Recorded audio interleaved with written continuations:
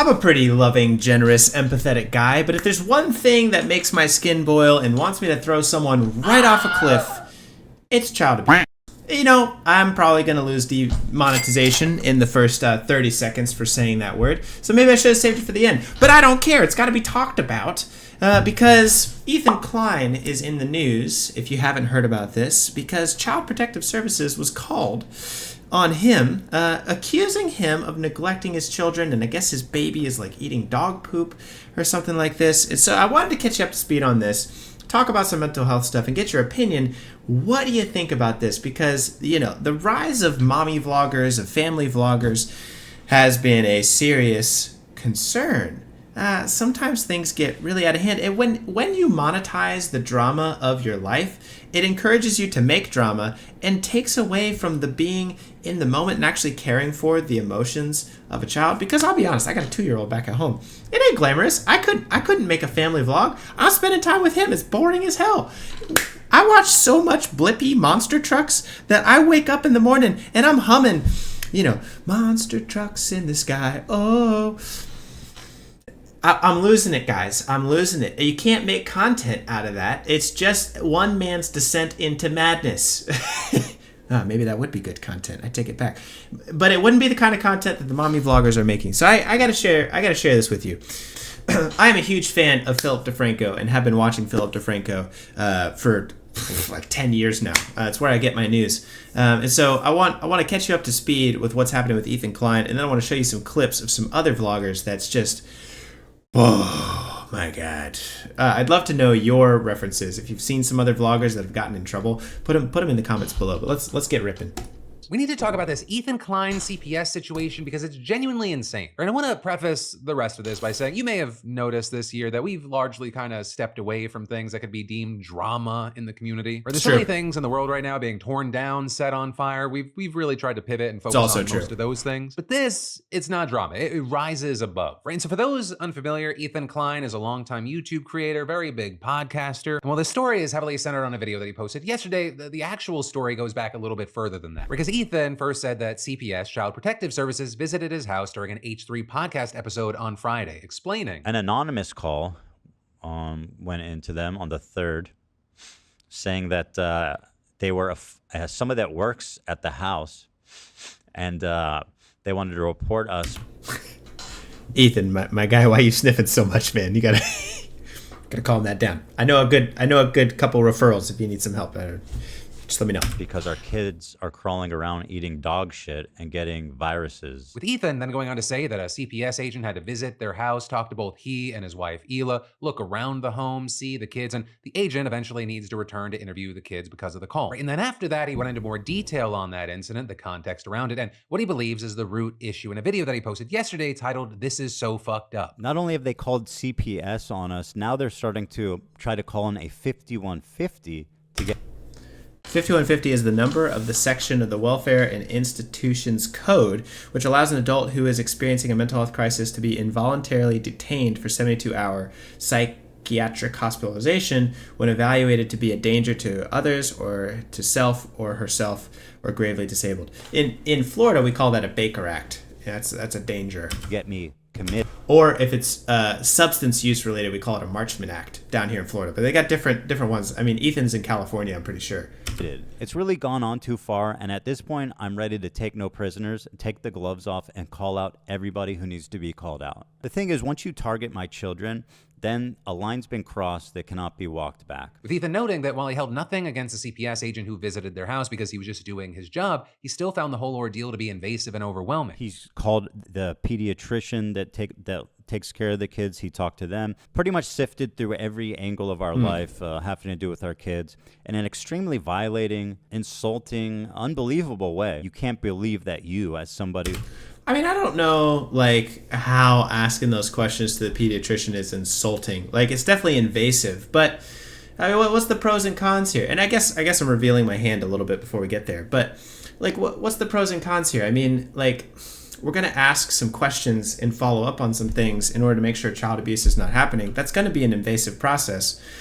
I know that it's probably not nice, but I mean, that's kind of how it has to go if we're gonna like try and see if this is a real claim. Who has done nothing wrong, has taken care of your kids, to be subject to this forcible investigation because Yeah. of some freaks online. And as far as who did this, he said that his digging brought him to snark subreddits. With the first one being dubbed H3 Snark, though it looks like it's now moved over to a new page called H3H3_Productions. And for those that don't know, a snark page or subreddit is essentially devoted to criticizing or making fun of that topic, right? There are general snark pages for calling out influencers, ones about not liking certain celebrities, and it goes on. And so an H3 Snark page would be anti-H3, anti-Ethan and Hila, and Ethan doesn't think that Reddit's doing enough about this overall problem. But I'm not a huge fan. So my hot take on this one is I'm not a huge fan of like hate pages. Like, sure, people are going to hate, right? But leave it in the comment section, like talk with your friends about it. But like when you start to create a community around hating somebody or something, it's only going to increase the hate. And then, you know, the leaders of that community are going to be the ones who are doing the most outrageous and aggressive things towards that person. I mean, a community needs to be involved and developed around an ideal or a goal that they're trying to achieve or a mutual interest, right? We want to all be really great Pokemon collectors or really great Beanie Baby collectors, right? And so when you create a group around hate, one, it's incredibly successful. I mean, I think we've seen that with our current politics. If you can organize people around the topic of hate, they're going to be really motivated to band together, and it helps them stick, you know, almost like a trauma bond sort of thing. So I don't think hate pages are great. You're going to have conversations, but when you make it so easy to get involved in hating somebody, you're kind of inciting the worst of people. And so I do agree. I think there's got to be some rules and limitations around hate pages. I'm not a fan of that. The problem that I'm not feeling super hot about, right, is that Philip DeFranco and Ethan Klein are suggesting. They're suggesting. Let me come back over here.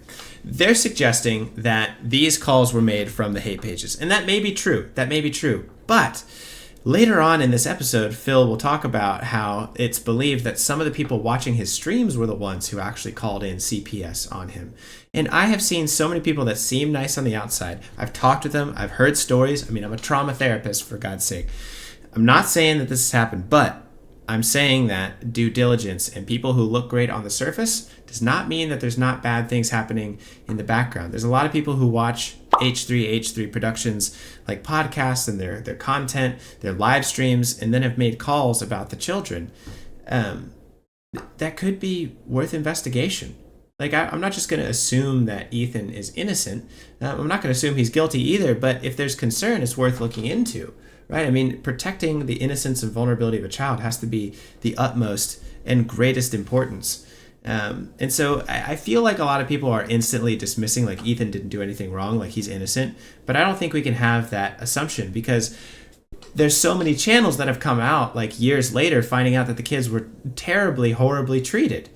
And so I don't like hate pages, but I do think we got to do due diligence, especially with content creators who are monetizing their lives, to make sure that things are okay. Here's the other thing, right? You know, they said that the person investigating has gone on to start to contact doctors and all these things. I have called Child Protective Services many times because of reported child abuse in my sessions. And the person will go out there, interview the family, interview the kid, and then leave. And nothing ever happens of it. And I am certain that there was child abuse going on. So the fact that they're looking into Ethan so much doesn't bode well with me, because my experience with Child Protective Services, and let me know if you experience this in the comments below, is that they often let things go more than they should. And so if they're looking into Ethan, it leads me to believe, like, well, what did they find when they showed up to the house? What did they find when they talked to the doctors? Because if they're doing a full-on investigation, it means that they probably, I would imagine, have probable cause to continue an investigation. It's very expensive to investigate. You know, Child Protective Services, or we call it the Department of Children and Families here in Florida, has a very limited budget. And so they're not going to look into something unless there's probable cause for them to look into it, because it's costly to do that. And they are overworked, understaffed. So I'm not so keen on just letting this go yet. I think we gotta play neutral until the jury makes a rule on it. I mean, not that it's going to trial, but we got to see what happens here, I think, is what I'm sort of talking about. let's get back to the video. them to thrive. The problem is that this subreddit, this community, is being legitimized by creators such as Hassan, such as Denims, such as Mike from PA, and all these leftist commentators who think they can get one up on me by sicking and participating and legitimizing the most crazed psychopaths on the internet. Right, with Ethan specifically accusing Hassan and other creators of, at the very least, minimizing what the subreddit has done, and at one point appearing to suggest that Hassan's Guys, I gotta get me a green screen like that. Look at Phil over here, man. Looking good with the green screen. Psh, yeah, the little box over here. fans were responsible for the CPS call and other targeted harassment towards him. And that, as Hassan and Ethan have been at odds for a long time now. They're former friends, former podcast hosts, and there are a lot of recent tensions that are tied to their opposing views around the war in Gaza. Their relationship and the fallout, it's long and storied. But going back to Ethan's video, he then went on into more context as to why the CPS call specifically accused him of letting his kids eat feces off the floor, and he showed a stream from the beginning of the month where a creator by the name of Denims reacted to a creator by the name of Bad Empanada. The house is just like covered in dog shit, and he has kids, and his kids like crawl into the dog shit, and God forbid, I don't know what they do with it. I don't know if they eat it. How is it that like maybe once a week I look into what Ethan Klein's been up to, and every time I manage to find more and more terrible shit. With Ethan also pointing out that the chat was encouraging CPS to be called, but also Ethan said that the idea that his kids eat feces, it's been taken out of context from a story that he told around a month ago. Right, and that because he previously talked about how his dog had an infection. See, I don't know, man. I don't know. I think we gotta look into it. Like, you can't, that's not good. That's not good. We gotta look. That caused it to have diarrhea, and then their baby, who's crawling around the house all the time, also started having diarrhea. So they assumed that the baby might have caught the dog's infection, right? Not from eating the dog's poop, but from constantly touching or licking any surface that the dog and its shedding fur came into. Which with a kid happens, but we got to make sure that that's what happens. I mean, if these kids are being neglected because, you know, Ethan's spending so much time making content, like that's going to be an issue. I don't know if that's what's happening. We have to find out. We can't assume innocence or culpability. Contact with. So there, you had Ethan saying that it turned out that the baby didn't actually have the same infection as the dog, just some general baby diarrhea. But that's also where the whole notion started, with Ethan adding. And that's why they called CPS. Because maybe there's something else going on why they called CPS. I mean, we're getting the story from Ethan himself. Like, I don't know how much I trust that because of the source. Not saying he's guilty, but I don't think I can trust that he's saying, well, that's it. It's a story taken out of context. That's why they called CPS. I don't know. my 10-month-old baby, who's just starting to eat solid food, had diarrhea. In the video, we then see Ethan go on to post a story from the creator, Bad Empanada, where he claimed he was behind the CPS call and then accused Hassan of supporting him and other streamers who feed into this snark. In there, accusing other creators like Denims of being insensitive about how serious the CPS call was, and pointing to a moment where Denims said it wouldn't impact his kids because they're so young. Create any bad memory for. Well, and then it gets off into like childhood development, saying like it won't create any bad memories. Having CPS called like is not a good time. No matter how old you are, like that's not. But the reason that all of this comes to such a head is because of individuals like this. Like, and you see these type of scenarios where it's all cut and perfectly edited, perfectly manicured, so that it looks all nice on the surface. But then when you see the videos behind it, like this is a video. I think this is Ruby Frank. Right? Yeah, this is Ruby Frank, which this mother has, I believe, gone to prison now for terrible, horrible torture of her children. And you can see that, like, in this. I'm just going to let it play. Grandpa? Of course you know. Grandpa, so tell us who you're named after. Grandpa. Which grandpa? Okay, we're going to try this again. You be a little more talkative here. I am. I'm talking, answering your questions.